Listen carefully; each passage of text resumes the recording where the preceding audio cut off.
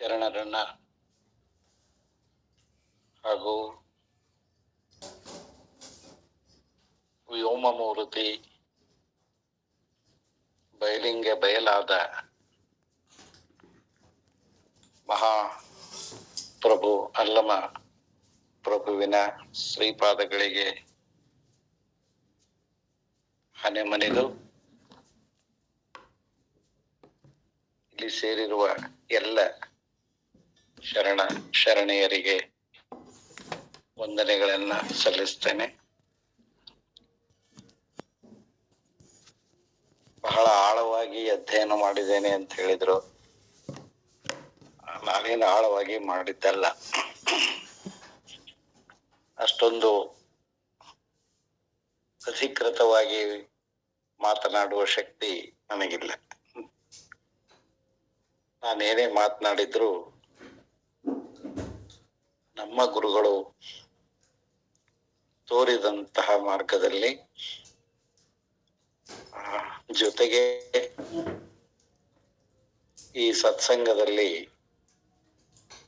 ಹಲವಾರು ಜನ ಉಪನ್ಯಾಸ ನೀಡಿದ್ದಾರೆ. ಅವರ ಮಾತುಗಳನ್ನ ಕೇಳ್ತಾ ಒಂದಿಷ್ಟು ಸಾಹಿತ್ಯದ ಸೊಬಗಿನಿಂದ ಈ ಆಧ್ಯಾತ್ಮದ ಕಡೆಗೆ ಅಥವಾ ದರ್ಶನದ ಕಡೆಗೆ ಒಲವನ್ನ ಬೆಳೆಸಿಕೊಳ್ಳಲಿಕ್ಕೆ ಸತ್ಸಂಗ ಬಹಳಷ್ಟು ನನಗೆ ಸಹಾಯ ಮಾಡಿದೆ. ಇದರಲ್ಲಿ ಮಾತನಾಡಿರ್ತಕ್ಕಂಥ ಬಹಳಷ್ಟು ಜನರು ಒಂದಿಲ್ಲ ಒಂದು ರೀತಿಯಿಂದ ನನಗೆ ಮಾರ್ಗ ತೋರಿದ್ದಾರೆ. ವಿಶೇಷವಾಗಿ ಮುರಾಳೆ ಗುರುಗಳು ಬಹಳಷ್ಟು ಒಂದಿಷ್ಟು ನಮ್ಮ ಭಾಷೆಯೊಳಗ ಹೇಳ್ಬೇಕಂದ್ರ ತಲೆ ಕೆಡಿಸ್ಬಿಟ್ಟಿದ್ರು. ಅದು ಯಾವ ರೀತಿ ಅಂದ್ರೆ, ಇವ್ರು ಹೇಳೋದನ್ನ ನಂಬಬೇಕೋ ಬಿಡಬೇಕೋ, ಬಿಟ್ರೆ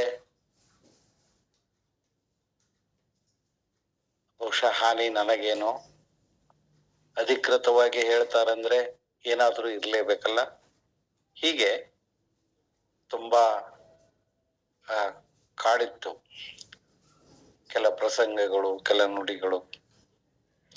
ಆದ್ರೆ ನಿಧಾನವಾಗಿ ಅವರು ಹೇಳಿದ್ದನ್ನ ಮತ್ತೊಮ್ಮೆ ಓದ್ತಾ ಅದ್ರ ಬಗ್ಗೆ ಚಿಂತನೆಯನ್ನ ಮಾಡ್ತಾ ಹೋದ ಹಾಗೆ ಒಂದಿಷ್ಟು ಮಿನುಕು ಬೆಳಕು ತೋರ್ಲಿಕ್ಕೆ ಶುರುವಾಯ್ತು. ಹೌದು, ಇಲ್ಲಿ ಇನ್ನೂ ಒಂದು ಮಾರ್ಗ ಇದೆ. ಕೇವಲ ವೈಜ್ಞಾನಿಕದ ಆಯುಧಗಳನ್ನ ಅಥವಾ ಮಾಪನಗಳನ್ನ ಯಾವಾಗಲೂ ಇಟ್ಕೊಂಡು ಹೊರಟ್ರೆ ಆಧ್ಯಾತ್ಮದಲ್ಲಿ ಹೆಚ್ಚು ಸಾಧನೆ ಮಾಡ್ಲಿಕ್ಕಾಗೋದಿಲ್ಲ. ಗೊತ್ತಾಯ್ತು. ಕುವೆಂಪು ಅವರ ಮಾತನ್ನು ಪದೇ ನೆನಪಿಗೆ ಬರ್ತದ.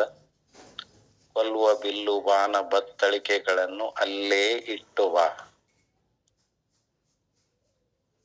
ಶಿಲೆಯಲ್ಲವಿದು ಕಲೆಯ ಬಲೆಯು ಅಂತ ಹೇಳ್ತಾರೆ. ಕೊಲ್ಲುವ ಬಿಲ್ಲು ಬಾಣ ಅಂದ್ರೆ ಈ ಮೊನಚಾದ ವಿಮರ್ಶೆ, ಟೀಕೆ, ಟಿಪ್ಪಣಿ, ಇಂಥ ಆಯುಧಗಳನ್ನ ಅಲ್ಲಿ ಹೊರಗಡೆ ಇಟ್ಟು ನೀನು ಇಲ್ಲಿ ಪ್ರವೇಶ ಮಾಡು ಈ ಸತ್ಸಂಗಕ್ಕೆ, ಆಧ್ಯಾತ್ಮಿಕ ಸತ್ಸಂಗಕ್ಕೆ. ಅಂದಾಗ ಮಾತ್ರ ನಿನಗೆ ದರ್ಶನ ಆಗ್ಲಿಕ್ಕೆ ಸಾಧ್ಯ ಅನ್ನೋದು ಕೂಡ ಅಷ್ಟೇ ಸತ್ಯವಾದಂತ ಮಾತು. ಯಾಕಂದ್ರೆ ಎಲ್ಲಿ ಒಂದು ದೊಡ್ಡ ಮಾತಿದೆ, ಬರೀ ಅದು ಮಾತಾಗಿ ನಿಲ್ಬಾರ್ದು. ವಿಜ್ಞಾನ ಎಲ್ಲಿ ಸೋತು ಕೈ ಚೆಲ್ಲಿ ನಿಲ್ಲುತ್ತದೆಯೋ ಅಲ್ಲಿಂದ ಆಧ್ಯಾತ್ಮ ಪ್ರಾರಂಭವಾಗುತ್ತದೆ ಅಂತ ಒಂದು ಪ್ರಸಿದ್ಧ ನುಡಿ ಇದೆ. ಅಂದ್ರೆ ವಿಜ್ಞಾನಕ್ಕೆ ಒಂದು ಲಿಮಿಟೇಷನ್ ಇದೆ, ಒಂದು ಮಿತಿ ಇದೆ. ಹಾಗಂತ ಅದು ಅಸತ್ಯ ಅಲ್ಲ. ಆದ್ರೆ ಅದನ್ನು ಬಿಚ್ತಾ ಹೋಗ್ಬೇಕು. ಅದನ್ನ ಇನ್ನೂ ಬಿಚ್ತಾ ಹೋದಾಗೆ ಬರ್ಟ್ರಾಂಡ್ ರಸಲ್ ಈ ದೇಶಕ್ಕೆ ಬಂದು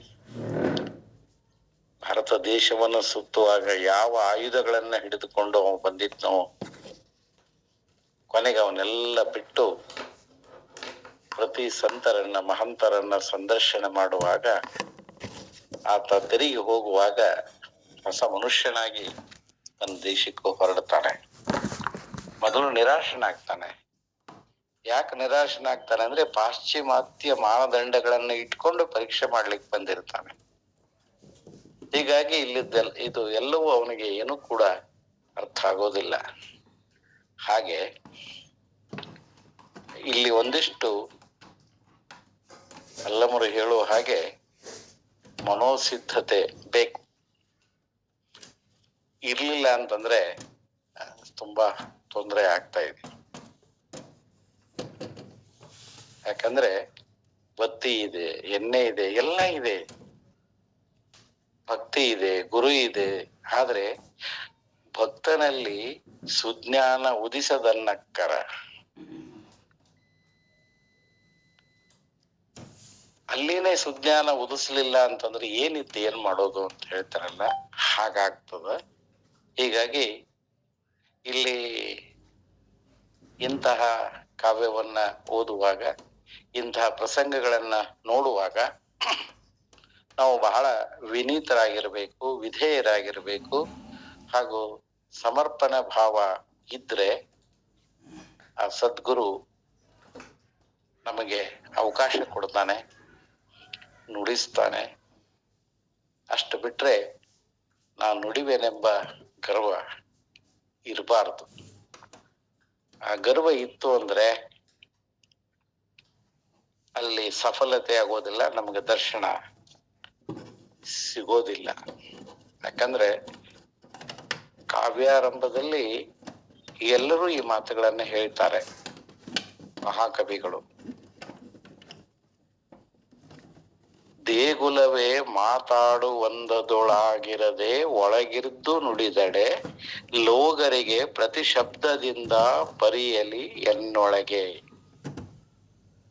ಯಾರಾದ್ರೂ ದೇವಸ್ಥಾನದಲ್ಲಿ ಒಳಗಡೆ ಇದ್ದು ಮಾತಾಡ್ತಾ ಇದ್ರೆ ಹೊರಗಿದ್ದವರಿಗೆ ಅದರ ಪ್ರತಿಧ್ವನಿ ದೇವಸ್ಥಾನನೇ ಮಾತಾಡಿದಂಗೆ ಕಾಣಿಸ್ತಿರ್ತದೆ, ಕೇಳಿಸ್ತಿರ್ತದಲ್ಲ, ತೋರ್ತದ. ಆದ್ರೆ ಹಾಗಾಗಿರೋದಿಲ್ಲ, ಮಾತಾಡೋರು ಒಳಗಡೆ ಬೇರೆ ಇರ್ತಾರೆ. ಹಾಗೆ ದೇಗುಲವೇ ಮಾತಾಡುವಂದದೋಳ್ ಆಗಿರದೆ ಒಳಗಿರ್ದು ನುಡಿದಡೆ ಲೋಗರಿಗೆ ಪ್ರತಿ ಶಬ್ದದಿಂದ ಪರಿಯಲಿ. ಈ ಪರಿ ಇರ್ತದ. ಎನ್ನೊಳಗೆಲಾಗಿನಿಂದಲಿ ಗುರು ಗುಹೇಶ್ವರನು ಆಗಳೆ ಎನ್ನನು ನುಡಿಸಿದೊಡೆ ನುಡಿದಾಗು ಮಾಡಿಯೇ ಪೇಳ್ವೆನಿ ಪ್ರಭುಲಿಂಗ ಲೀಲೆ. ಪೀಠಿಕಾ ಪದ್ಯದಲ್ಲಿ ಚಾಮರಸರು ಕೂಡ ಈ ವಿನಯವನ್ನ ಮರಿತಾರೆ.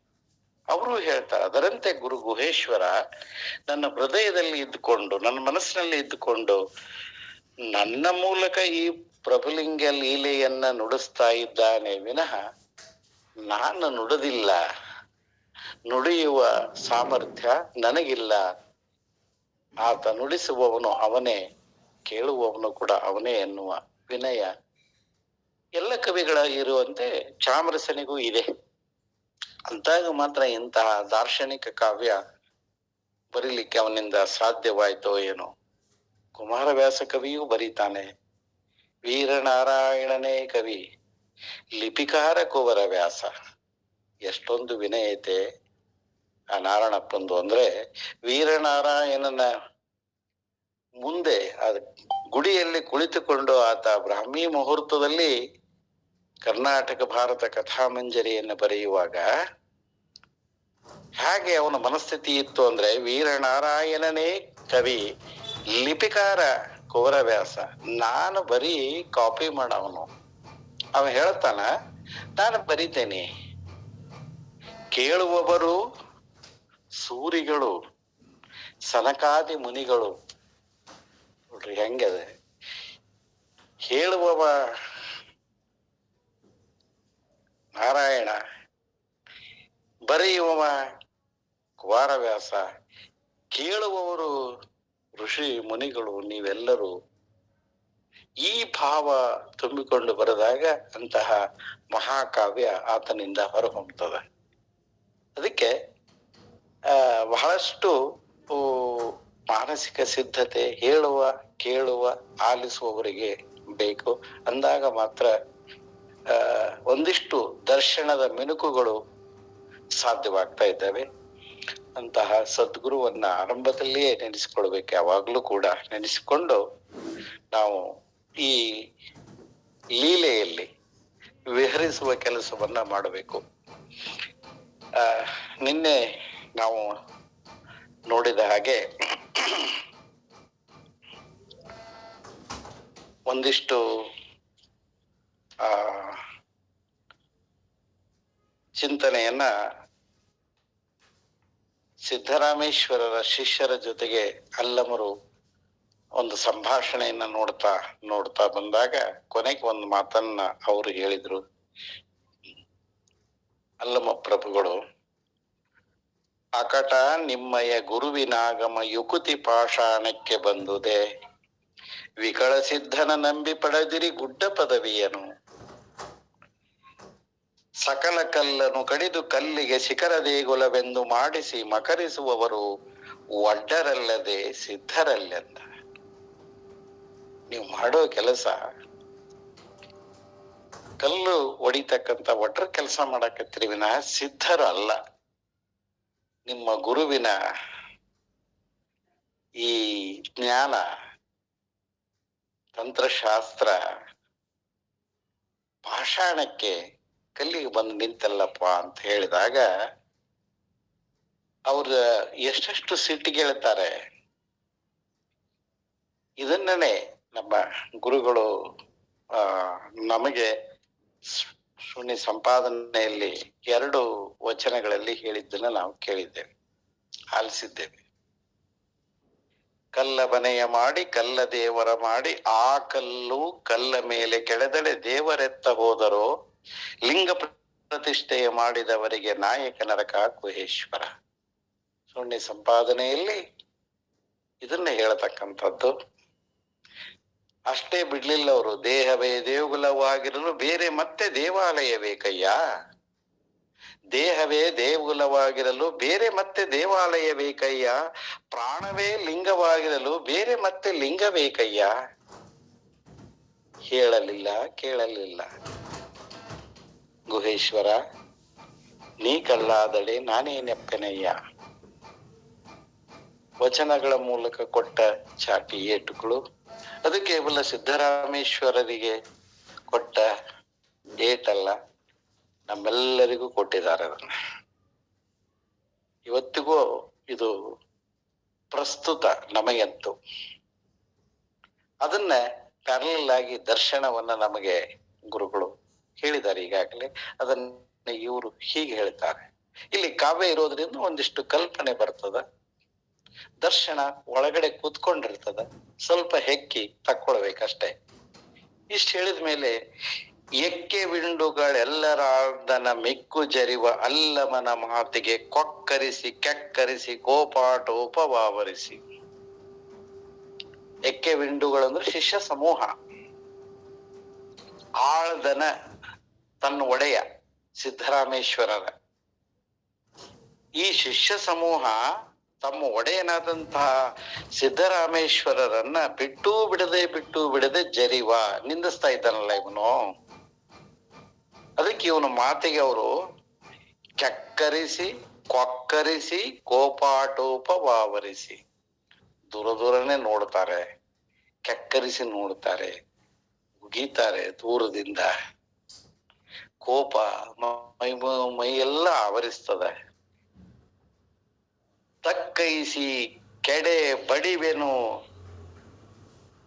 ಅವರು ಎಷ್ಟು ಆವೇಶಭರಿತರಾಗಿರ್ತಾರಂದ್ರೆ, ತಕ್ಕೈಸಿ ಅಡ್ಡಗಟ್ರಿ ಇವನ್ನ, ಕೆಡೆ ಬಡದು ಕೆಡವ್ರಿ ಇವನ್ನ, ಕೆಡೆ ಬಡಿವೆನು ಎನ್ನುತ್ತಾ ಅಡಹೊಕ್ಕು ಅಂದ್ರೆ ಅವನನ್ನ ಸುತ್ತುವರೆದು ಅಡ್ಡ ಆಗಿ ಅಡ್ಡ ಹೊಕ್ಕು ಮೈ ದುಡುಕಿದೊಡೆ ನಗುತ್ತಲಿ ಸಿಕ್ಕದೆ ಅವರಿಗೆ ಅಲ್ಲಮ ಪ್ರಭುರಾಯ ನಿಂತೆಂದ.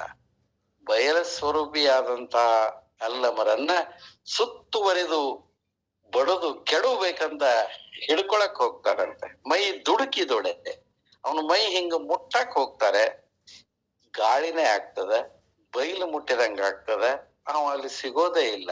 ಇನ್ನೊಂದು ಕಡೆಗೆ ನಗುತ್ತ ನಿಂತಿರ್ತಾನೆ, ನಗುತ್ತಲಿ ಸಿಕ್ಕದೆ ಅವಧಿರಿಗೆ ಅವರೆಲ್ಲರಿಗೆ ಅಲ್ಲಮ ಪ್ರಭುರಾಯ ನಿಂತೆಂದ.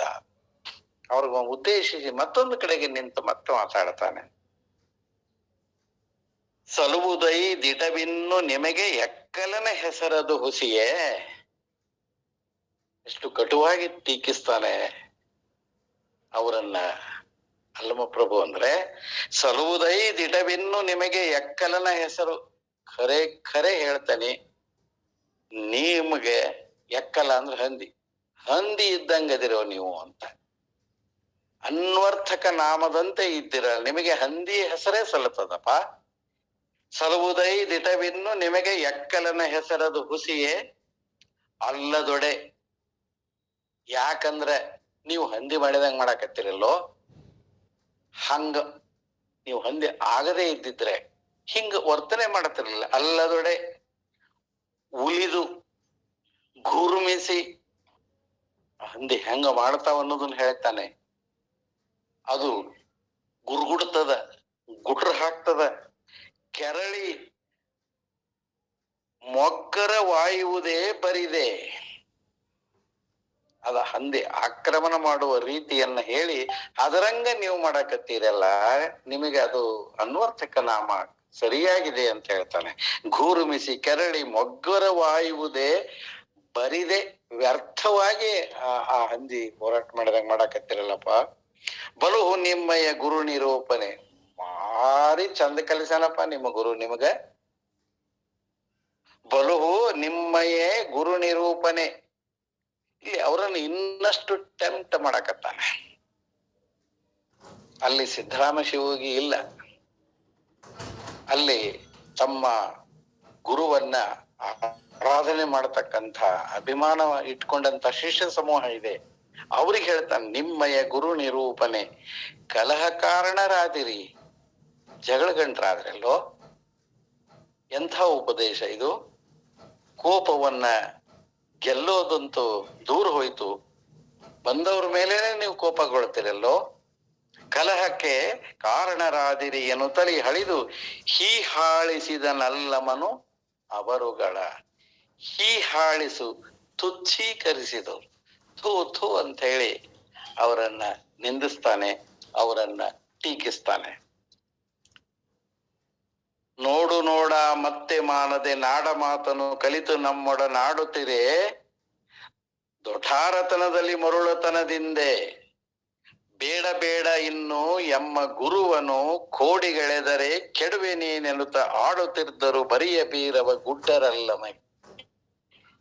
ಬರಿಯ ಬೀರವ ಮಾತಿನ ಮಲ್ಲರು, ಬರೀ ಮಾತಾಡಿನಲ್ಲಿನೇ ವೀರರಾಗಿದ್ರಂತವ್ರು. ಬರಿಯ ಬೀರದ ಗುಡ್ಡರಲ್ಲಮಗೆ. ಆ ಶಿಷ್ಯರು ಅಲ್ಲಮಗೆ ಒಂದು ಎಚ್ಚರಿಕೆಯನ್ನ ಮತ್ತೆ ಕೊಡ್ತಾರೆ. ನೋಡು ನೋಡು, ಹುಷಾರಂತ ಹೇಳ್ತಾರೆ. ನೋಡು ನೋಡು ಮತ್ತೆ ಮಾನದೆ ನಾಡ ಮಾತನ್ನು ಕಲಿತು. ನಾಡ ಮಾತು ಅಂದ್ರೆ ಒಂದಿಷ್ಟು ಓದ್ಕೊಂಡವ್ರು, ನಾಗರಿಕ ಮಾತುಗಳು, ಸುಸಂಸ್ಕೃತ ಮಾತುಗಳು. ನೋಡು ನೋಡು ನಾಡ ಮಾತನ್ನು ಕಲಿತು ನಮ್ಮೊಡನೆ ಆಡುತ್ತಿಹರೆ. ದೊಠಾರತನದಲ್ಲಿ, ಹಠಮಾರಿತನದಿಂದ ನಮ್ಮ ಜೊತೆಗೆ ಏನೇನೋ ಹೊಸ ಹೊಸ ಶಬ್ದಗಳನ್ನ ಬಳಸಿ ಮಾತಾಡಕತ್ತಿರಲ್ಲ. ಹುಚ್ಚಿಡೋದು ತಾನೆ ಈಗ. ಮರುಳತನದಿಂದೆ, ಮರುಳತನದಿಂದ ಹಿಂಗ್ ಮಾಡಕತ್ತಿ ಏನಪ್ಪ ನೀನು. ಬೇಡ ಬೇಡ, ಎಚ್ಚರಿಕೆ ಕೊಡ್ತಾ ಇದ್ದೀವಿ. ಬೇಡ ಬೇಡ, ಇನ್ನು ಮಾತಾಡಬೇಡ, ನಮ್ಮ ಗುರುವನ್ನ ನಿಂದಿಸಬೇಡ. ಬೇಡ ಬೇಡ, ಇನ್ನೆಮ್ಮ ಗುರುವನು ಕೋಡಿಗೆಳೆದರೆ. ಕೋಡಿ ಅಂದ್ರೆ ಹಳಿಯೋದು, ನಿಂದಿಸುವುದು, ಬೈಯೋದು. ಇನ್ನೊಂದಕ್ಷರ ನಮ್ಮ ಗುರುವನ್ನ ಕೋಡಿಗೆಳೆದರೆ, ನಿಂದಿಸಿದರೆ ಬೈದರೆ ಹಳಿದರೆ ಕೆಡುವೆ ನೀನು. ಕೆಡತೀಯ? ನಿನ್ನ ಅಳಿಗಾಲನ ಬಂದದ, ಕೆಡುವೆ ನೀನು. ಪಾಪ ಅವ್ರಿಗೆ ಗೊತ್ತಿಲ್ಲ, ಈ ಮಹಾಯೋಗಿಯ ಕಲ್ಪನೆನೂ ಕೂಡ ಸಾಧ್ಯವೇ ಇಲ್ಲ. ಅದಕ್ಕೆ ಕೆಡುವೆ ನೀನು ಏನು ತಾಡುತ್ತಿದ್ದರು ಬರಿಯ ಬೀರರು ಗುಡ್ಡರಲ್ಲ ನಮಗೆ. ಮಾತಿನ ಮಲ್ಲರು ಈ ರೀತಿ ಮಾತಿನ ಮೂಲಕ ಹೆದರಿಸಲಿಕ್ಕೆ ಅವನನ್ನ ಪ್ರಯತ್ನ ಮಾಡ್ತಾರೆ. ಅಲ್ಲಮರು ನಗ್ತಾನೆ ಇರ್ತಾರೆ. ಗುಡ್ಡಗಳು ನೀವ ಕಟ ನಮ್ಮಯ ಖಡ್ಡತನ ಕಾಣುವಿರೆ, ನಿಮ್ಮಯ ದೊಡ್ಡನ ಕರೆ ತನ್ನಿ ನೋಡುವೆವು ಆತನ ಅಳಬಳವ.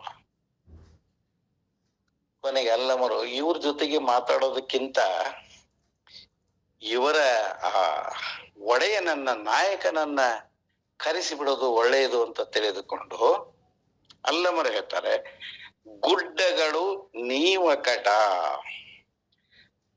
ನಮ್ಮಯ ಖಡ್ಡತನಕ್ಕೆ ಆನುವೀರ. ನಾನು ದಿಟ್ಟತನದಿಂದ ಏನ್ ಮಾತಾಡಕತ್ತೀನಿ ಅದನ್ನು ಎದುರಿಸಲಿಕ್ಕೆ ನಿಮಗಾಗದೆ ನೀವು ನಿಂದಿಸಲಿಕ್ಕೆ ಶುರು ಮಾಡ್ತಾ ಇದ್ದೀರಲ್ಲ, ಅದಕ್ಕೆ ನಮ್ಮ ದಿಟ್ಟತನಕ್ಕೆ ನಿಮ್ಮಲ್ಲಿ ಉತ್ತರ ಇಲ್ಲ. ಹೀಗಾಗಿ ನೀವೇನ್ ಮಾಡ್ರಿ, ನಿಮ್ಮಯ ಒಡ್ಡನು ಕರೆ ತನ್ನಿ. ಒಡ್ಡ ಅಂದ್ರೆ ನಾಯಕ, ಹಿರಿಯ. ನಿಮ್ಮ ನಾಯಕನನ್ನ ಕರ್ಕೊಂಡು ಬರ್ರಿ, ನಿಮ್ಮ ಒಡ್ಡನನ್ನು ಕರೆ ತನ್ನಿ ನೋಡುವೆವು ಆತನ ಅಳಬಳವ. ನಾನು ಒಂದು ಸ್ವಲ್ಪ ನೋಡ್ತೀನಪ್ಪ ಅವನ ಬಳ, ಅವನ ಶಕ್ತಿ, ಅವನ ಸಾಮರ್ಥ್ಯ. ನೀವೇನ್ ಹೇಳಕತ್ತಿರಲ್ಲ, ನಾನು ಸ್ವಲ್ಪ ನೋಡ್ಬೇಕಲ್ಲ, ಕರ್ಕೊಂಡು ಬರ್ರಿ ಅವನ್ನ ಅಂತೇಳಿ ಆಹ್ವಾನ ಮಾಡ್ತಾರೆ ಆ ಶಿಷ್ಯರಿಗೆ. ಒಡ್ಡ ರಾಮನ ರೀತಿಯ ಅನುಭವದ ಒಡ್ಡನೆಯನು ಕಾಂಬೆವು. ನಾವು ಸ್ವಲ್ಪ ನೋಡ್ತಾ ಇದ್ದೀವಲ್ಲ ಆತನ ಶಕ್ತಿಯನ್ನ, ಆತನ ರೀತಿಯ, ಒಡ್ಡರಾಮನ ರೀತಿಯನ್ನ, ಅವನ ರೀತಿ ನೀತಿಯನ್ನ. ಒಡ್ಡರಾಮನ ರೀತಿಯನು ಭವದ ಒಡ್ಡವನೆಯನು ಕಾಂಬೆವನು ತಲೆ. ಭವದ ಬಹಳ ಒಂದು ಅಪರೂಪದ ಶಬ್ದ ಪ್ರಯೋಗ. ಭವದ ಒಡ್ಡವನೆ ಅಂದ್ರೆ ಸಿದ್ಧತೆ.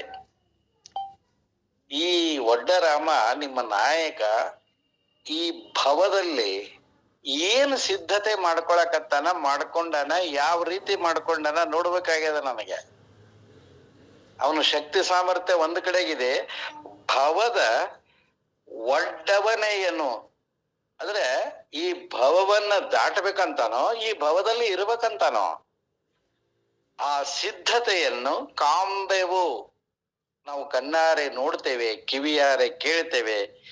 ಎನ್ನುತ್ತಲಿ ಗುಡ್ಡರೆಲ್ಲರೂ ಕೆರಳುವಂತೆರೆ ನುಡಿದನಲ್ಲಮನು. ಅವ್ರ ಮ್ಯಾಲ ಏನ್ ಹೇಳಿದ್ರು? ನೋಡು ನೋಡು ಅಂದ್ರು, ಬೇಡ ಬೇಡ ಮಾತಾಡ್ಬೇಡ ಅಂದ್ರು.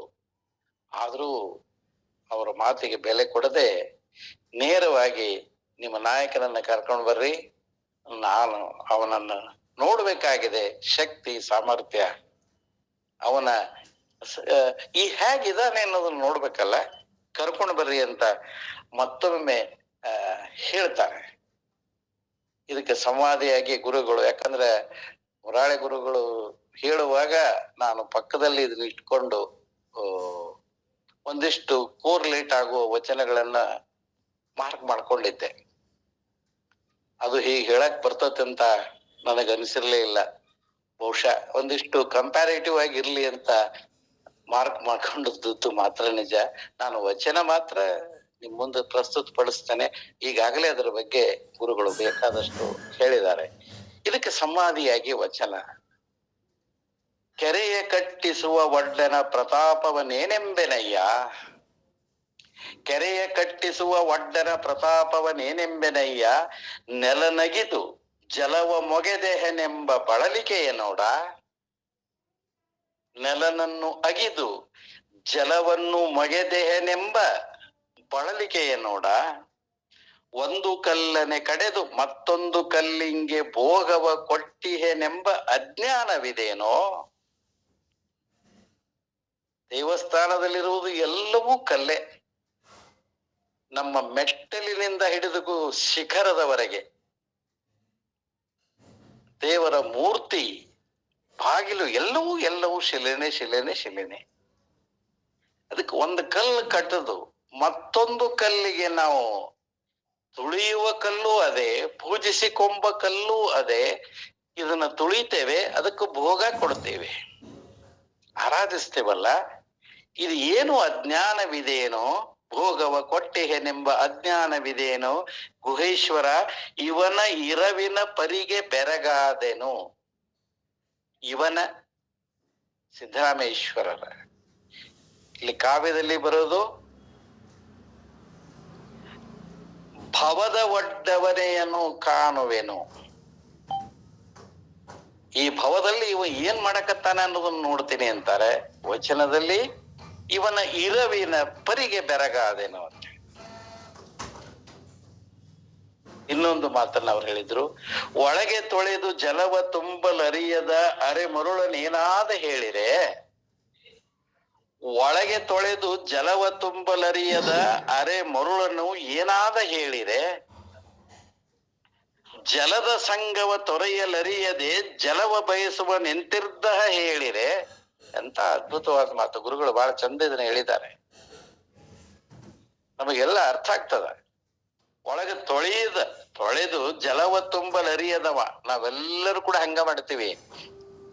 ಒಂದು ಕೊಡ ತಗೊಂಡ್ರೆ ಮಿನಿ ಮಿನಿ ಮಿನಿ ಮಿನಿ ಹೊಳೆಯುವಂಗ ತಿಕ್ಕುತ್ತೇವೆ, ಒಂದು ಪಾತ್ರೆಯನ್ನ ಹೊಳೆಯುವಂಗ ತಿಕ್ಕುತ್ತೇವೆ. ಹೊರಗಡೆ ಒಳಗಡೆ ಒಳಕ ತುಂಬಿರ್ತದ. ಅದನ್ನೇ ಹೇಳೋದು ಇಲ್ಲಿ. ಬಹಿರಂಗ ಶುದ್ಧಿ, ಬಹಿರಂಗದಲ್ಲಿ ಲೆಕ್ಕ ಲೆಕ್ಕ ಲೆಕ್ಕ ಹೊಳಿತೇವೆ, ಬಹಿರಂಗದಲ್ಲಿ ದೊಡ್ಡ ಪೋಸ್ ಕೊಡ್ತೇವೆ, ಏನೆಲ್ಲ ಮಾಡ್ತೇವೆ. ನಮ್ಮ ಆಚಾರ ವಿಚಾರ ಎಲ್ಲವೂ ಕೂಡ ಬಹಿರಂಗಕ್ಕಾಗಿ. ಅದನ್ನ ಅಲ್ಲಮನ ಹೇಳ್ತಾರೆ, ಇವ್ರು ಯಾರು ಅಂತಂದ್ರೆ ಒಳಗೆ ತೊಳೆದು ಜಲವ ತುಂಬಲರಿಯದವರು.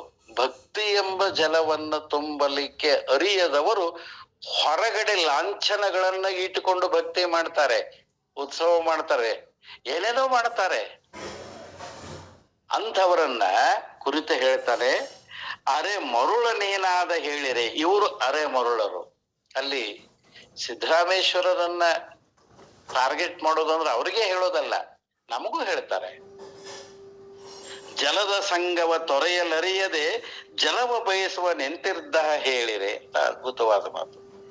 ಜಲದ ಸಂಗವ ತೊರೆಯಲರಿಯದೆ, ಇದನ್ನ ತೊರೆಯಲಿಕ್ಕೆ, ಈ ಸಂಘವನ್ನ ಬಿಡಲಿಕ್ಕೆ ಗೊತ್ತಿಲ್ಲ, ಬಿಡುವ ದಾರಿ ಗೊತ್ತಿಲ್ಲ. ಆದ್ರೆ ಜಲವ ಬಯಸುವ ನಿಂತಿರ್ದ ಹೇಳಿ ಬಿಡ್ಬೇಕಂತಾನ, ಆದ್ರ ಇದು ಇರ್ಲಿನೂ ಅಂತಾನ. ನಾವ್ ಹೇಳ್ತೇವಲ್ಲ, ಅಕ್ಕಿ ಮೇಲೆ ಆಸೆ ನೆಂಟ್ರ ಮೇಲೆ ಇಷ್ಟ ಅಂತ. ಆ ರೀತಿಯಾಗಿದೆ ನಮ್ಮ ಜೀವನ. ನೆಲನ ಶೋಧಿಸಿ ನೆಲೆಯ ನರಿಯದೆ ಕೆರೆಯ ಕಟ್ಟಿಸುವ ಒಡ್ಡರಾಮನ ಇರುವೆಂತು ಹೇಳಿರೆ. ನಮ್ಮ ಗುಹೇಶ್ವರನ ನಿಲುವ ನರಿಯದ ಮರುಳ ಸಿದ್ದರಾಮ ನೆಂತಿರ್ದ ಹೇಳಿರೆ. ಹೆಂಗದನ ಹೆಂಗದನ ಹೆಂಗದನ ಹೆಂಗದನ ಹೇಳ್ರಪ್ಪ ಹೇಳ್ರಪ್ಪ ಹೇಳ್ರಪ್ಪ ಅನ್ನೋದು ಒಂದು. ಇಲ್ಲಿ ಚಾಮರಸ ಹೇಳೋದು, ಕರ್ಕೊಂಡು ಬರ್ರಪ್ಪ, ಅವನ ಶಕ್ತಿ ಸಾಮರ್ಥ್ಯ ಅಳುವು ನಾನ್ ನೋಡ್ತೇನೆ, ಅವನ ರೀತಿ ನೋಡ್ತೇನೆ, ಅವನ ಪರಿಪರಿಯ ಏನ್ ಮಾಡ್ತಾನೆ ಕೇಳ್ತೀನಿ ಅನ್ನೋ ಭಾವ ಒಂದು ಕಡೆಗೆ, ಅಲ್ಲಮರ ವಚನ ಇನ್ನೊಂದು ಕಡೆಗೆ. ಅದಕ್ಕೆ ಕಾಂಬೆಬನುತಲಿ ಗುಡ್ಡರೆಲ್ಲರನ್ನು ಕೆರಳುವಂತೆರೆ ನುಡಿದನಲ್ಲಮ. ಅವ್ರು ಇನ್ನಷ್ಟು ಸಿಟ್ಟಿಗೆ ಎಬ್ಬಿಸ್ತಾನೆ. ಅವಾಗ ಅವ್ರಿಗೆ ಬಹಳ ಕೋಪ ಬರ್ತದ. ಕೆಡಹಿಕೊಳ್ಳಿ, ಕೆಡಿ ಹೊಡಿರಿ ಅವನ್ನ, ಕೆಡಹಿಕೊಳ್ಳಿ ಈತನ್ ಆಳ್ದನ ಜಡಿದು ನುಡಿದು ಅಕ್ಕಲಿಸಿ ಹೋಹನೆ. ಹಿಡಿದು ಕೆಡವ್ರೆ ಅವನಂತಾರ. ಮೊದಲೇ ಅನಕ್ಷರಸ್ಥರು, ಮೊದಲೇ ಹೊಂಬರು, ಮೊದಲೇ ಬರೀ ಕೆಲಸ, ಗುರು ಹೇಳಿದ ಕೆಲಸ ಮಾಡತಕ್ಕಂಥವ್ರು.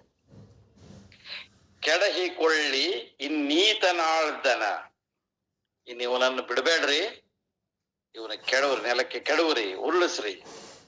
ನಮ್ಮ ಒಡೆಯನನ್ನ ಗದರಿಸಿ ನುಡಿತಾ ಇದ್ದಾನಲ್ಲ, ಇನ್ನು ಇವ ನಮ್ಮ ಕೈ ಮೀರಿ ಹೋಗ್ತಾನೆ, ಇವನನ್ನ ಬಿಡ್ಬೇಡ್ರಿ, ಹಿಡ್ಕೊಳ್ರಿ ಇವನನ್ನ ಅಂತಾರ. ಜಡಿದು ನುಡಿದು ಉಕ್ಕಲಿಸಿ ಓಹನೆ, ನಮ್ಮ ಒಡೆಯನನ್ನ ಇಷ್ಟು ಬೈದು ಹಾದಿಗೆದಾನೆ, ಬಿಡಬೇಡ್ರಿ, ಹಿಡೀರಿ ಇವನಂತಾರ. ಹಿಡಿದು ಕೋ ಕೋ ಎನ್ನುತ್ತೆ ಗುಡ್ಡಗಳು ಎಕ್ಕೆ ಬಿಂಡುಗಳು, ಹಿಡಿರಿ ಹಿಡಿರಿ ಹಿಡಿರಿ, ಹಿಡ್ಕೊಳ್ರಿ, ಬಿಡಬೇಡ್ರಿ ಅಂತ ಆ ಶಿಷ್ಯ ಸಮೂಹ ಏನಿದೆಯಲ್ಲ, ಆ ಶಿಷ್ಯ ಸಮೂಹ ಬಿಡದೆ ತೆಕ್ಕೆಯೋಳ್ ಅಲ್ಲಮನ ಬಯಲ ಒಡಲ ಬಂಧಿಸಲೆಂದು ಬಿಗಿಯಲು,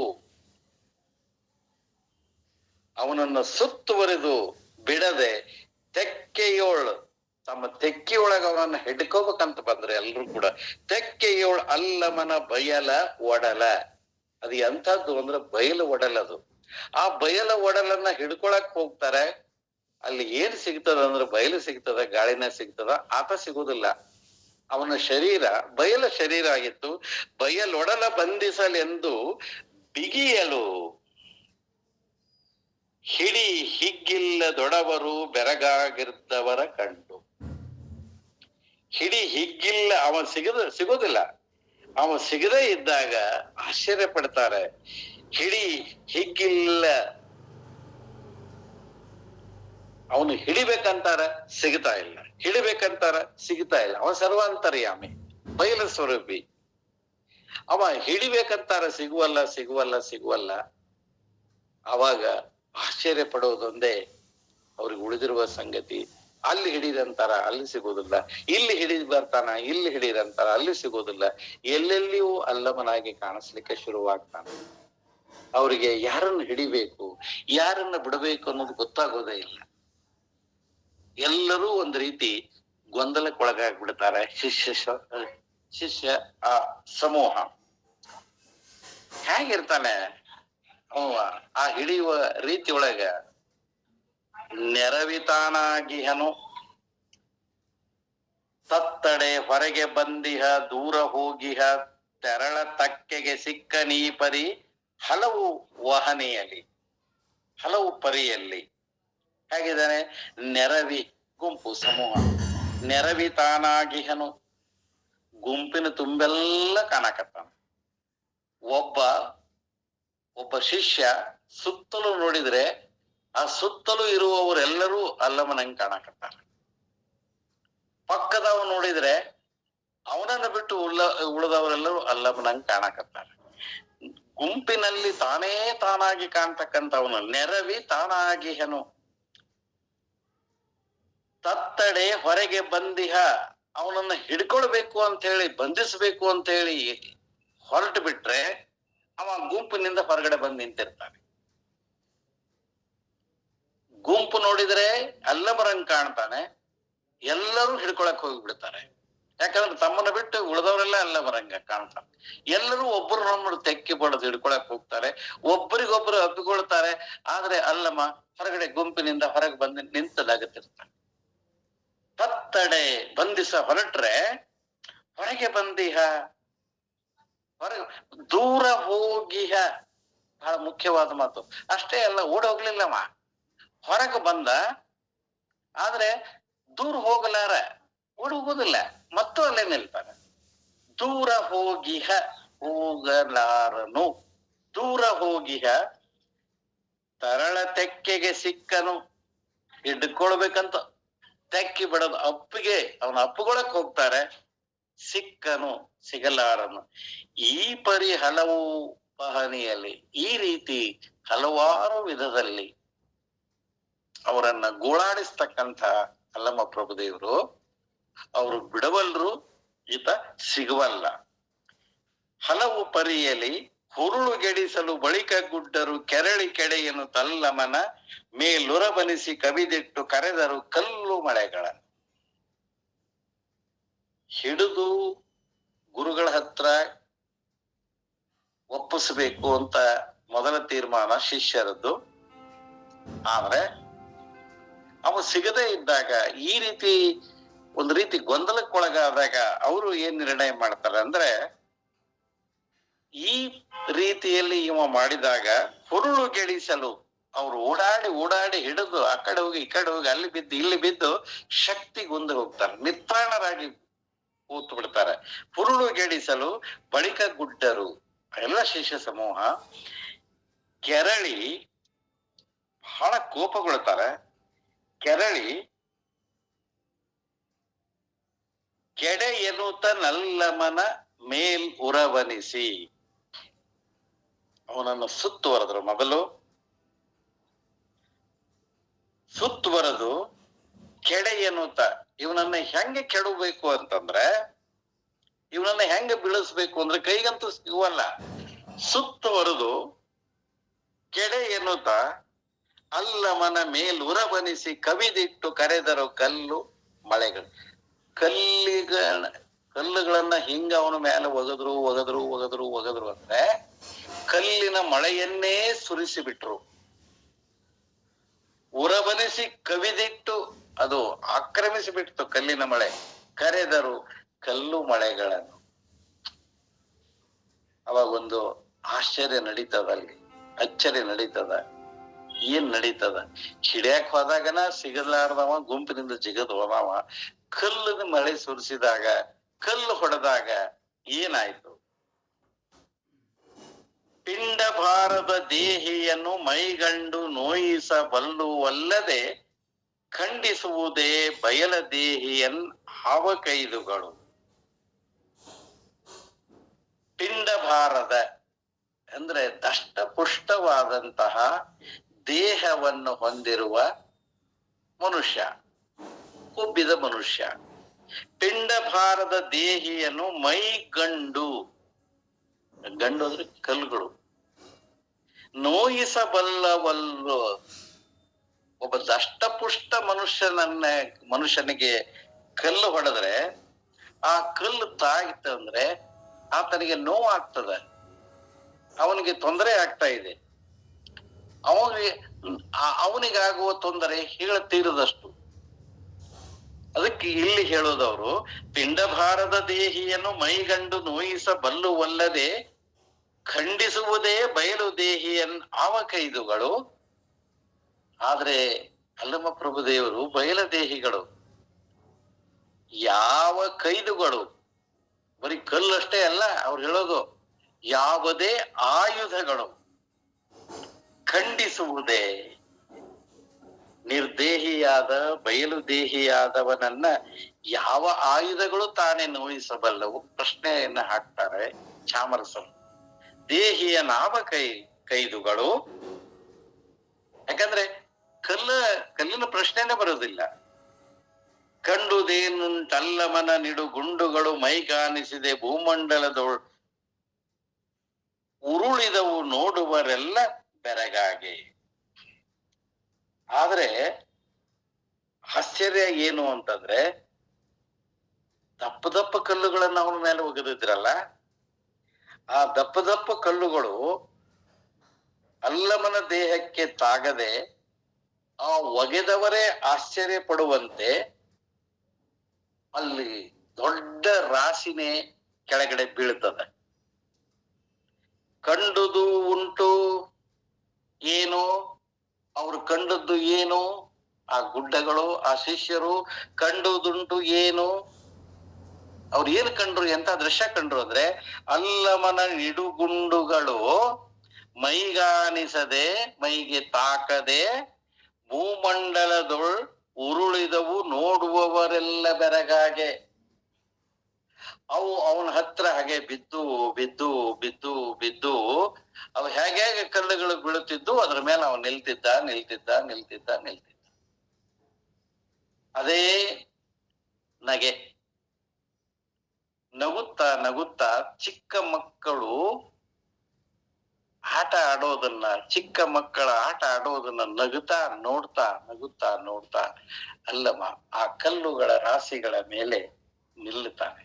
ಇವರು ಆಶ್ಚರ್ಯದಿಂದ ನೋಡ್ತಾರೆ. ಹಿಡಿಯಕ್ ಹೋದ್ರೆ ಸಿಗುವಲ್ಲ, ಹೊಡೆಯಕ್ ಹೋದ್ರೆ ಸಿಗುವಲ್ಲ, ಹಿಡಿದು ಕೈಯಾಗಿ ಸಿಗ್ತಾರ ಅನ್ನೋದ್ರಕ್ಕೆ ಆ ಕಡೆಗೆ ಹೋಗ್ತಾನೆ. ಇನ್ನು ಬೇಡ ಅಂತ ಸುತ್ತುವರೆದು ಕಲ್ಲು ಹೊಡೆದ್ರೆ ಅವನ ಕಲ್ಲುಗಳು ತಾಕದೆ, ಯಾವ ಕಲ್ಲುಗಳನ್ನೇ ಮೆಟ್ಲುಗಳನ್ನು ಮಾಡಿಕೊಂಡು, ಯಾವ ಕಲ್ಲುಗಳನ್ನೇ ಒಂದು ನಿಲ್ಲುವ ನೆಲೆ ಮಾಡಿಕೊಂಡು ಎತ್ತರ ಎತ್ತರ ಎತ್ತರಕ್ಕೆ ಆ ಕಲ್ಲು ರಾಶಿಯ ಮೇಲೆ ನಿಲ್ತಾನೆ. ಆಶ್ಚರ್ಯದಿಂದ ಆ ಎಲ್ಲ ಶಿಷ್ಯ ಸಮೂಹ ಬೆರಗಾಗಿ ಆಶ್ಚರ್ಯದಿಂದ ನೋಡ್ಲಿಕ್ಕೆ ಶುರು ಮಾಡ್ತದೆ. ನೊಂದು ಸೈರಿಸದವ ಒಂದು ತತ್ವೋಪದೇಶ ಇದೆ ಇಲ್ಲಿ. ಒಂದು ನೀ ತತ್ವವನ್ನ ಚಾಮರಸರು ಅಲ್ಲಮರ ಮೂಲಕ ಹೇಳ್ತಾರೆ. ನೊಂದು ಸೈರಿಸದವ ಕನಿಷ್ಠನು, ನೊಂದು ಸೈರಿಸುವವನು ಮಧ್ಯಮನು, ನೊಂದೆನೆಂಬುದು ನೆನಹಿಗೆ ಇಲ್ಲದೊಡೆ ಆತನು ಉತ್ತಮನು. ಇಲ್ಲಿ ಕನಿಷ್ಠ, ಮಧ್ಯಮ ಮತ್ತು ಉತ್ತಮ ವ್ಯಕ್ತಿಯ ಲಕ್ಷಣಗಳನ್ನ ಹೇಳ್ತಾರೆ. ಎಂದು ಬಗೆಯುತ್ತೆ ತನ್ನ ಮನದಲ್ಲಿ ನೊಂದೆನಾದಡೆ ಮೂಜಗಂಗಳು ಬೆಂದು ಹೋವುದೆನ್ನುತ್ತೆ ನಸು ನಗುತ್ತಿದ್ದನಲ್ಲಮನು. ನೋಡ, ನಮ್ಮನ್ನ ಯಾರಾದ್ರೂ ನೋಯಿಸಿದರೆ ನಾವು ನೊಂದುಕೊಂಡು ಸಹಿಸದೆ ಪ್ರತಿ ಆಕ್ರಮಣ ಮಾಡೋದು, ಬೈದ್ರೆ ಬೈಯೋದು, ಹೊಡೆದ್ರೆ ಹೊಡೆಯೋದು, ನಿಂದಿಸಿದ್ರೆ ನಿಂದಿಸೋದು. ಈತ ಕನಿಷ್ಠ ಮನುಷ್ಯ, ಕನಿಷ್ಠರಲ್ಲಿ ಕನಿಷ್ಠ ಮನುಷ್ಯ, ಪ್ರಾಣಿಯಂತೆ ಇರುವ ಮನುಷ್ಯ, ಪಶು ಪ್ರವೃತ್ತಿಯವ. ಒಂದು ಪ್ರಾಣಿ ಇನ್ನೊಂದು ಪ್ರಾಣಿಯ ಮೇಲೆ ಆಕ್ರಮಣ ಮಾಡಿದಾಗ ಪ್ರತಿ ಆಕ್ರಮಣ ಖಂಡಿತ ಮಾಡ್ತದೆ. ಯಾಕಂದ್ರೆ ಅದು ಸರ್ವೈವಲ್ ಆಗ್ಬೇಕಲ್ಲ, ಅದಕ್ಕೆ ಅದೊಂದೇ ಗೊತ್ತು. ಹಾಗೆ ನೊಂದು ಸೈರಿಸದವ, ಸಹಿಸದವ ಕನಿಷ್ಠ, ನೊಂದು ಸೈರಿಸುವವನು ಮಧ್ಯಮ. ಇನ್ನು ನಿಂದಿಸಿದಾಗೆ ನೊಂದ್ಕೊಳ್ತಾನೆ, ಹೊಡೆದ್ರೆ ಪಡಿಸ್ಕೊಳ್ತಾನೆ, ಆದ್ರೆ ಪ್ರತಿಕ್ರಿಯೆ ತೋರುವುದಿಲ್ಲ, ಸಹಿಸಿಕೊಳ್ತಾನೆ. ನೊಂದು ಸೈರಿಸುವವನು ಮಧ್ಯಮನು. ಮೂರನೇದವ ಇದ್ದಾನೆ. ನೊಂದೆನೆಂಬುದು ನೆನಹಿಗೆ ಇಲ್ಲದೊಡೆ ಆತನು ಉತ್ತಮನು. ಇದನ್ನ ಒಂದು ಪ್ರಸಂಗದಲ್ಲಿ ಮುರಾಳೆ ಸರ್ ಬಹಳ ಚಂದ ಹೇಳಿದ್ರು. ಯಾವ ಪ್ರಸಂಗ ನೆನಪಿಗೆ ಬರ್ತಾ ಇಲ್ಲ, ಆದ್ರೆ ಈ ಚಿಂತನೆ ಮಾತ್ರ ಗೊತ್ತು. ನೊಂದೆನೆಂಬುದು, ಅವ ಬೈದಾಗ ಅವ ಬೈದ ಬೈಗುಳ, ಅವ ನಿಂದಿಸಿದ ಆ ಮಾತು, ಅದು ಎದೆಯನ್ನ ಇರಿತಕ್ಕಂತಹ ಮಾತೇನಿದೆಯಲ್ಲ, ಆ ನೊಂದೆನೆಂಬುದು ನೆನಪಿನಾಗನ ಇಲ್ಲ. ನೀ ನನಗ್ ಬೈದ, ನನಗ್ ಗೊತ್ತಿಲ್ಲಲ್ಲ. ಬಯಸಿಕೊಂಡೆನೆಂಬುದು ನೆನಪಿಗೂ ಗೊತ್ತಿಲ್ಲ. ಅದನ್ನ ಅವ ಸಹಿಸೋ ಪ್ರಶ್ನೆನೇ ಇಲ್ಲಿಗಿಲ್ಲಿ. ಎಂಥ ಮನುಷ್ಯ ಈತ ಅನ್ನೋದನ್ನ ಹೇಳ್ತಾರೆ. ನೊಂದೆನೆಂಬುದು ನೆನಹಿಗೆ ಇಲ್ಲದೊಡೆ, ಕನಸು ಮನಸ್ಸಿನಲ್ಲಿಯೂ ಅದು ಇಲ್ಲದೊಡೆ.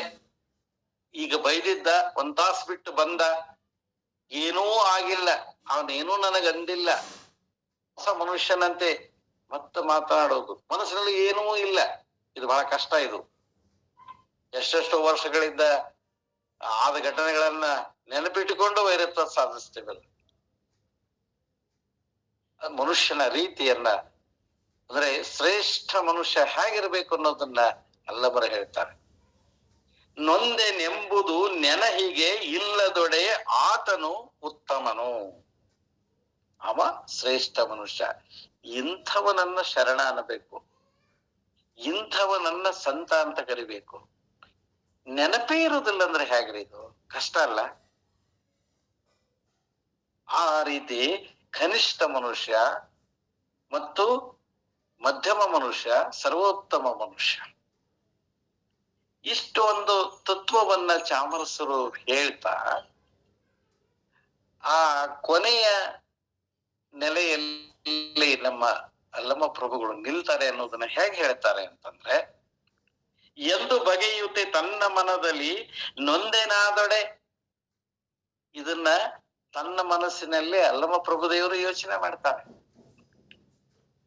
ನಾನು ಕನಿಷ್ಠ, ನಾನು ಮಧ್ಯಮ, ನಾನು ಮೂರುಗಳನ್ನ ಹರುತ್ತಾರೆ. ಇದು ಒಂದ್ ರೀತಿ ಅಲ್ಲಮರು ಯೋಚನೆ ಮಾಡ್ತಾರ ಅನ್ನೋದಕ್ಕಿಂತ ಲೀಲಾ ಮಾಡಾಕತ್ತಾರ. ಲೀಲೆಯಾದಡೆ ಉಮಾಪತಿ, ಲೀಲೆ ತಪ್ಪಿದಡೆ ಸ್ವಯಂಭೂ. ಅಲ್ಲಮರಿಗೆ ಅಷ್ಟು ಗೊತ್ತಿರ್ಲಿಲ್ಲ ಏನು ಅಂತ. ಎಲ್ಲ ಗೊತ್ತಿದೆ, ಆದ್ರೆ ಒಂದು ಲೀಲೆ ರಚನೆ ಮಾಡ್ಬೇಕಾಗಿತ್ತಲ್ಲ. ಯಾರ ಸಲುವಾಗಿ? ನಮ್ಮ ಸಲುವಾಗಿ, ಅಲ್ಲಿರುವ ಶಿಷ್ಯ ಸಮೂಹದ ಸಲುವಾಗಿ. ಶಿಷ್ಯ ಸಮೂಹ ನಮ್ಮ ಜನಪ್ರತಿನಿಧಿಗಳ ಒಂದು ಪರವಾಗಿದ್ದಾರೆ. ಅವರು ಅವರ ಸಂಕೇತ, ಅವರು ನಮಗೆ ಹೇಳಕತ್ತಾರ. ಅವರು ಹಿಂಗ 3 ಮಂದಿ ಇದಾರ ಅಂತ ಹೇಳ್ತಾರಲ್ಲ. ಹೇಳಿ ಎಂದು ಬಗೆಯುತ್ತೆ ತನ್ನ ಮನದಲ್ಲಿ ನೊಂದೆನಾದೊಡೆ, ಮೂಜಗಂಗಳು ಬೆಂದು ಹೋಗುವುದು ಎನ್ನುತ್ತೆ ನಗುತ್ತಿರ್ದನಲ್ಲ. ಇಂತಹ ಸರ್ವೋತ್ತಮ ಶರಣರು ನೊಂದುಕೊಂಡು ಬಿಟ್ರೆ ತಪ್ಪಿ ಒಮ್ಮೆ ಏನಾದ್ರೂ ನೊಂದುಕೊಂಡು ಬಿಟ್ರೆ ಮೂಜಗಂಗಳು ಬೆಂದು ಹೋಗುವು. ಈ 3 ಲೋಕಗಳು ಸುಟ್ಟು ಭಸ್ಮ ಆಗ್ತವೆ. ಆತ ಎಂದೂ ಹಾಗೆ ನಡ್ಕೊಳ್ಳೋದಿಲ್ಲ. ಒಂದು ವೇಳೆ ಹೀಗಾದ್ರೆ ಅನ್ನೋ ಮಾತನ್ನ ಹೇಳಿ ನಗುತ್ತಿದ್ದನಲ್ಲಮನು. ಇವ್ರ ಮಾತುಗಳನ್ನು ಕೇಳಿ ನಗ್ತಾ, ಅವರ ಚಟುವಟಿಕೆ, ಅವರ ರೀತಿ, ಅವರ ನಡೆ, ಇವೆಲ್ಲವುಗಳನ್ನ ಕೇಳಿ. ಯಾಕಂದ್ರೆ ಆತ ನೋಡ್ತಾ ಇರೋದು ಸಿದ್ದರಾಮೇಶ್ವರರ ಶಿಷ್ಯರಷ್ಟೇ ಅಲ್ಲ, ಲೋಕದ ಜನ. ಅಲ್ಲಮ ಪ್ರಭುಗಳು ಮಾತನಾಡುವುದು, ಚಾಮರಸಾರ ಮಾತನಾಡಿಸುವುದು ಲೋಕರಿಗೆ. ಅಂಥವರಿಗಾಗಿ ಇಂಥ ನುಡಿಗಳನ್ನ ನುಡಿಸ್ತಾನೆ. ಅಂತಹ ಮೊದಲೇ ಹೇಳಿದ್ದಾನೆ, ನಾನು ನುಡಿಯಕತ್ತಿಲ್ಲ, ಗುರು ಗುಹೇಶ್ವರ ನುಡಿಸ್ತಾನೆ, ನಾನು ನುಡಿತಾ ಇದ್ದೀನಿ ಅಂತ ಹೇಳ್ತಾನೆ. ಅಂತಹ ವಿನಯಶಾಲಿ ಮಹಾಕವಿ. ಮತ್ತು ಆ ಮಹಾಕವಿಯ ಬಾಯಿಂದ ಬಂದಂತ ಈ ನುಡಿಮುತ್ತುಗಳು ಏನಿದಾವಲ್ಲ, ಅವು ಅಲ್ಲಮರ ಹೇಳಿದ ಹಾಗೆ ಮಾತೆ ಜ್ಯೋತಿರ್ಲಿಂಗಗಳಾಗಿದ್ದಾವೆ. ಅಂತಹ ನುಡಿಮುತ್ತುಗಳನ್ನ ಒಂದಿಷ್ಟು ನನ್ನ ಸಂತೋಷಕ್ಕಾಗಿ, ನನ್ನ ಸಮಾಧಾನಕ್ಕಾಗಿ, ಒಂದು ನೆಪ ಮಾತ್ರದಿಂದ ನಾನಿಲ್ಲಿ ನನಗೆ ತಿಳಿದಂತೆ ಮಾತನಾಡ್ತಾ ಇದ್ದೇನೆ. ನಾನು ಮಾತನಾಡ್ತಾ ಇದ್ದೇನೆ ಅನ್ನೋದು ಧಾರ್ಷ್ಟ್ಯದ ಮಾತು. ಮಾತನಾಡಿಸ್ತಾ ಇದ್ದಾರೆ ಸುಜಾತ ಅಕ್ಕ ಇರ್ಬೋದು, ಅಥವಾ ನಿಮ್ಮೆಲ್ಲರ ಒತ್ತಾಸೆ. ಅದರಲ್ಲಿ ಎಷ್ಟು ಒಪ್ಪು, ಎಷ್ಟು ತಪ್ಪು, ಅವೆಲ್ಲವೂ ಸದ್ಗುರುವಿನ ಪಾದಕ್ಕೆ ಅರ್ಪಣ ಮಾಡ್ತೇನೆ. ಇಲ್ಲಿಗೆ ನಿಲ್ಸೋಣ. ಮತ್ತೆ ನಾಳೆ ಮುಂದಿನ ಭಾಗವನ್ನ ನೋಡೋಣ. ಶರಣಾರ್ಥಿಗಳು. ಶರಣಾರ್ಥಿ ಅಪ್ಪಾಜಿ, ಧನ್ಯವಾದಗಳು. ಅತ್ಯದ್ಭುತವಾದಂತಹ ಒಂದು ಚಿಂತನ, ಬಹಳ ಅರ್ಥಪೂರ್ಣವಾಗಿ ತಾವು ಹೇಳ್ತಾ ಇದ್ದೀರಿ. ತಮಗೆ ಅನಂತ ಭಕ್ತಿಯ ಶರಣಾರ್ಥಿಗಳನ್ನ ತಿಳಿಸ್ತಾ ಈಗ